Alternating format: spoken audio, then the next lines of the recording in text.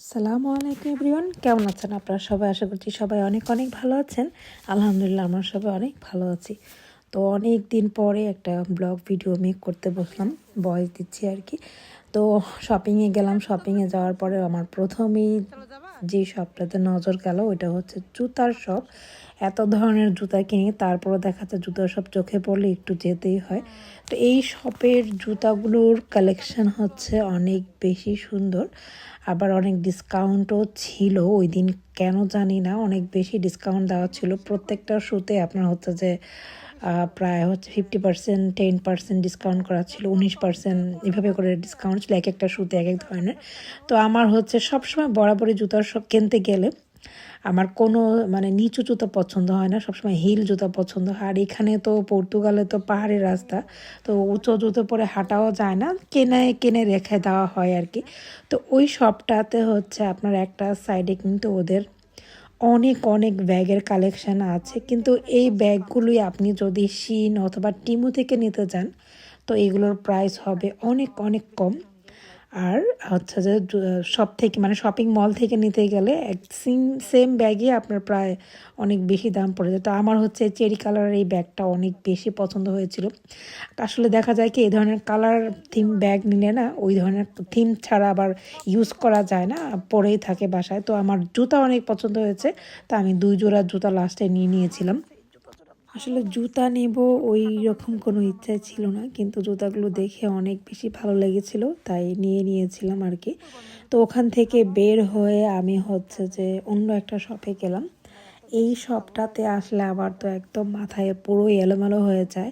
শপের প্রত্যেকটা জিনিস এত এত বেশি সুন্দর, আর সব সময় এই শপের হচ্ছে যে ডিসকাউন্ট থাকে আপনি ঘরের জন্য। আমি সবচেয়ে বেশি প্রেফার করি এই কাজা শপটা, কারণ ওদের ওখানে ওদের কাছে মানে ওদের শপটাতে সবসময় ডিসকাউন্ট থাকে, আর সব কিছুতে ডিসকাউন্ট থাকে। আপনার হচ্ছে যে খুব রিজনেবল প্রাইসের মধ্যে জিনিস থাকে, আপনার পছন্দ অনুযায়ী আপনি নিতে পারবেন একদম কম থেকে বেশি প্রাইসের মধ্যে। একটা বা মানে হোম সাজানোর জন্য যা যা প্রয়োজন সব কিছুই এখানে আছে। তো আমি না সব দেখা যায় অন্য কোনো শপে যতই যাই না কেন, তারপর আমার মানে মন চায় যে আমি এই শপ থেকেই কিনবো। প্রাইসটা দেখি যে অন্য শপে কেমন বা কাজা শপে কতটুকু ডিফারেন্স আছে, কিন্তু আমি দেখি যে ওদের এখানেই হচ্ছে প্রাইসটা একটু রিজনেবলের মধ্যে সব কিছুই নেওয়া যায়। তো তো যাই হোক, এই অরেঞ্জের যে গাছটা আপনারা দেখতে পেলেন এইটা আমার এত বেশি ভালো লেগেছিল। তো অনেকক্ষণ ঘোরাঘুরি করার পরে আমি বাসায় মানে যখন হচ্ছে যে বের হব তখন হচ্ছে যে এই অরেঞ্জের গাছটা নিয়ে নিয়েছিলাম। গাছটা কিন্তু আসলেই অনেক সুন্দর, দেখে অনেক রিয়েলিস্টিক লাগতেছিল। তো তার সাথে হচ্ছে যে আমি এই ছোট্ট টাবটাও নিয়ে নিয়েছিলাম। এটা তো আমি হচ্ছে যে আমার বাসায় একটা কর্নার আছে, ওখানে রাখবো। বললাম না এই শপে গেলে আমার মাথা ঠিক থাকে না। তো এই দেখেন অরেঞ্জের একটা থিম ওরা একটা কর্নারে করে রেখেছে। সামারের সময় কিন্তু এই দেশে দেখা যায় যে বিভিন্ন জায়গাতে লেবু এই ধরনের অরেঞ্জগুলো আসলে ধরে থাকে, তো ওইটাই একটা থিমের মতো ওরা বানিয়ে রেখেছিল। গাছটা খুব খুব বেশি সুন্দর। তো ওই সাইড থেকে মানে পুরো শপটা যদি কয়েকটা বার ঘোরান দেই তারপরও মনে হয় কি যে দেখা শেষ হয়। তো যাই হোক, এই যে আমার টুকিটাকি শপিং করা আর কি, এগুলো পে করতেছিলাম এই যে। তো ওখান থেকে আমি হচ্ছে প্রাইমার্কে চলে যাই। তো প্রাইমার্কে যেও আমি হচ্ছে ওদের হোম ডেকোরেশনের যে কর্নারটা ওইখানে আগে চলে গিয়েছিলাম। তো প্রাইমার্কে যাওয়ার পরে আমি দেখতেছিলাম যে ওদের এই যে মাগ, তারপর হচ্ছে ছোট ছোট আপনার যে থিম ডিশগুলো, হ্যাঁ, ক্যান্ডেল এত বেশি এক্সপেন্সিভ। একটা মগে আপনার হচ্ছে 10 ইউরো, 15 ইউরো, লাইক 7 ইউরো করে। এই গাছটা আমি দেখেছিলাম প্রায় 10 ইউরোর মতো হয়তো ছিল।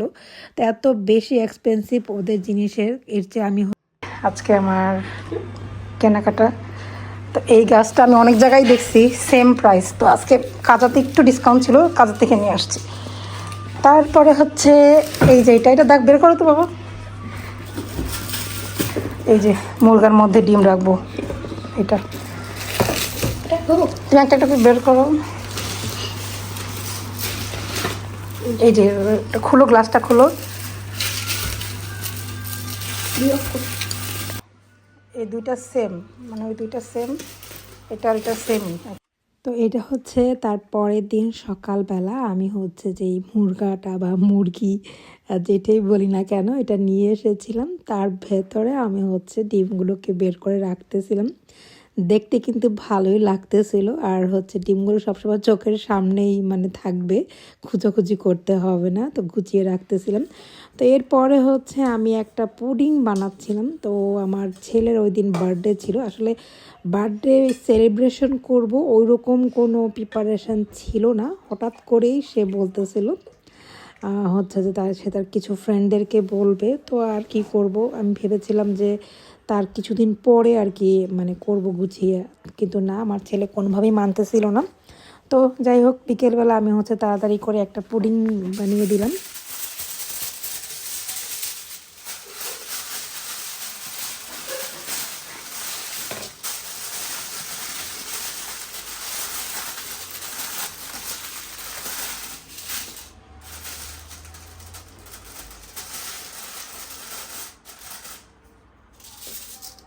তো যেহেতু বাচ্চাদের পার্টি, তো ভাবলাম হচ্ছে উইংস ফ্রাই করি। উইংস করলে বাচ্চারা একটু বেশি পছন্দ করে। তো এখানে আমি হচ্ছে স্বাদ মতো লবণ দিয়ে দিলাম, তারপরে 1 চামচ ধনিয়া গুঁড়ো, 1 চামচ জিরে গুঁড়ো দিলাম, একটু হলুদের গুঁড়া দিয়ে দিয়েছি। পরে হচ্ছে 1 চামচ রেড চিলি পাউডার দিলাম। এটা তেমন কোনো ঝাল হয় না, শুধু একটু কালারই হয়। তারপরে হচ্ছে একটু গরম মশলা দিয়েছিলাম। তো সব কিছু দেওয়ার পরে আমি এটাকে একটু ওয়েস্টার সস দিলাম, এটা আপনারা না দিলেও চলে। পরে একটু টেস্টিং সল্ট দিলাম। তা এখন হচ্ছে লাস্টে আমি একটু আদা রসুনের পেস্ট দিয়েছি। এখন আমি একটু তেল দিলাম, তেলটা দিয়ে আমি হচ্ছে যে চিকেনের যে উইংসগুলো আছে সবগুলোকে একসাথে ভালো করে মেখে নেব, যাতে মশলাটা একদম মিক্স হয়ে যায়। এটা যেহেতু আমি এয়ার ফ্রায়ারে করব, তো অত বেশি সময় আমি আর রেস্টে রাখবো না, তাড়াতাড়ি কুক হয়ে যাবে। আর যেহেতু এগুলো একদম ছোট ছোট পিস, তো বেশি সময় আর রাখার প্রয়োজন পড়ে না। আর এয়ার ফ্রায়ারে চিকেন ফ্রাই বা তন্দুরি চিকেন যাই করেন না কেন, এটা কিন্তু অনেক তাড়াতাড়ি কুক হয়ে যায়। আমার বড় ওভেনের চাইতে আমি বেশি এয়ার ফ্রায়ারে কুকিং করি আর কি, আমার বেশি ভালো লাগে। আর সময়ও অনেক বাঁচে, অনেক তাড়াতাড়ি সব কিছু রেডি হয়ে যায়। তো এই তো উইংসগুলো রেডি হয়ে গেছে। তো এখন হচ্ছে আমি জাস্ট একটা ট্রেতে সাজিয়ে নিচ্ছিলাম, কারণ বিকেলবেলায় সব বাচ্চাগুলো চলে আসবে, তো বেশি সময় আর নাই। যেহেতু হঠাৎ করেই ডিসিশন নেওয়া হয়েছে যে ওর কিছু ফ্রেন্ডরা বাসায় আসবে, ওদের সাথে ও কেকটা কাটবে। যে সমোসাগুলো দিয়েছি, বিরিয়ানিটা আমার হয়ে গেছে। দেন জাস্ট খালি একটু আরেকটা কাজ বাকি আছে। তো ফাইনালি করতে পেরেছি। লাইক এই যে অল্প কয়েকটা কেক বানাইছি যাতে বাচ্চারা খেতে পারে। এটার আবার হাত দিয়ে কে নষ্ট করছে, এটার একটা সাইড করে দিই, এটার সামনে এনে দিই। এই তো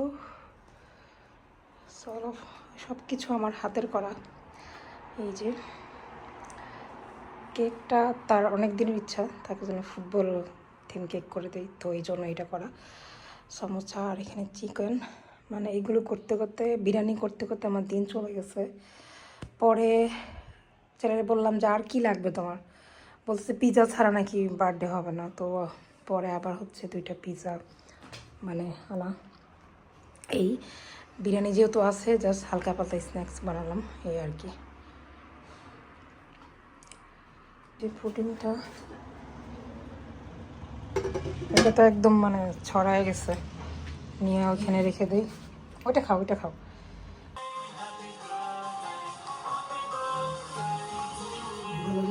সাদা ওই লাইটটা এখানে লাগাই দিবা।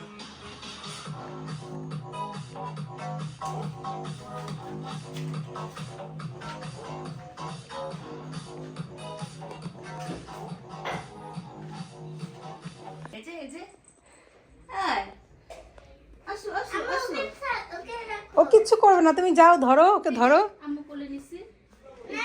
যাও ফাদিয়া, যাও ধরো, কিচ্ছু করবে না। তো ফাইনালি তার সব ফ্রেন্ডরা চলে এসেছে কেক কাটার জন্য। এই যে আমি চেয়েছিলাম আরও বড় করে, মানে কিছুদিন পর করব, কিন্তু সে তো আর মানতেছে না। তার আজকেই মানে যেই দিন বার্থডে ছিল ওই দিনই তার সেলিব্রেশন করতে হবে। তো যাই হোক, বাচ্চাদের কথা অনেক সময় শুনতে হয়, বা ওদের পছন্দের টাইমটা আসলে ওদেরকে দিতে হয়। তো এই যে তারা অনেক ফান করতেছে, যেমনটা আমরা একসময় ফ্রেন্ডরা একত্রিত হলে যেটা করতাম আর কি, কেক নিয়ে ছিটাছিটি করতেছিল। তো এটা ছিল আমার বাসায় পহেলা বৈশাখ উপলক্ষে আমার বাসায় গেস্ট এসেছিল। তো অল্প কিছু গেস্ট, একটা ফ্যামিলি আমি ইনভাইট করেছিলাম, তো তাদের জন্যই হচ্ছে আমার জাস্ট সিম্পল একটু রান্না করা। তো এখানে আমি ইলিশ মাছের দো পেঁয়াজও করেছি, আর চিকেন রোস্ট আর সাদা পোলাওটা করেছিলাম। আর সাথে হচ্ছে একটু ভর্তার, বাচ্চাদের জন্য একটু উইন্স ফ্রাই করে রেখেছি। আর ছোটো বাচ্চারা তো আর এগুলো খেতে পারে না। তো গেস্ট অলরেডি চলে এসেছে, আমি জাস্ট খাবারটা আবার একটু গরম করতেছিলাম। তো এখানে এই যে ভর্তা করেছি, টমেটো ভর্তা, শুটকি ভর্তা করেছিলাম, আর হচ্ছে মিষ্টি কুমড়াটা যে ভর্তা করা যায় সিদ্ধ করে আর কি ওইটা। আর চিংড়ি মাছ না যেন, সরি চিংড়ি মাছ না, এটা ইলিশ মাছের যে লেজটা থাকে ওইটা হচ্ছে যে আমি ভর্তা করেছিলাম। আসলে ভর্তা খেলে কিন্তু ভালোই লাগে, আবার আমার মনে হয় মানে পেটও ব্যথা করে। তো যাই হোক, গেস্ট অলরেডি চলে এসেছে, যেহেতু পয়লা বৈশাখ উপলক্ষে গেস্টকে দাওয়াত দেওয়া, সেজন্য হচ্ছে আমি জাস্ট একটু ডেকোরেশন করেছিলাম। জাস্ট মাটির হাঁড়িতে আমি খাবারগুলো রেখেছিলাম। তো এখানে ইলিশ মাছ, গরু মাংস আর সব ভর্তা, আর হচ্ছে যে চিকেন দিয়েছিলাম, চিকেন রোস্টটা, আর সাদা পোলাও করেছিলাম। তো সব কিছু আমি একদম টেবিলে রেডি করে রেখেছি, জাস্ট সবাই একটু পরেই খেতে বসবে।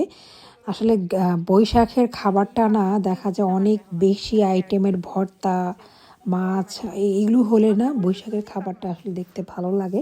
তো যাই হোক, এখানে বাচ্চারা খাবার টেবিলে যাওয়ার আগে হাত ধুচ্ছিল, আর এই যে পাকনা বুড়ি টকটক করে পাকনা পাকনা কথা বলতেছিল। তো আজকের এই ব্লগটি এ পর্যন্তই। সবাই ভালো থাকবেন, আল্লাহ হাফেজ। সবাই আমাদের জন্য দোয়া করবেন।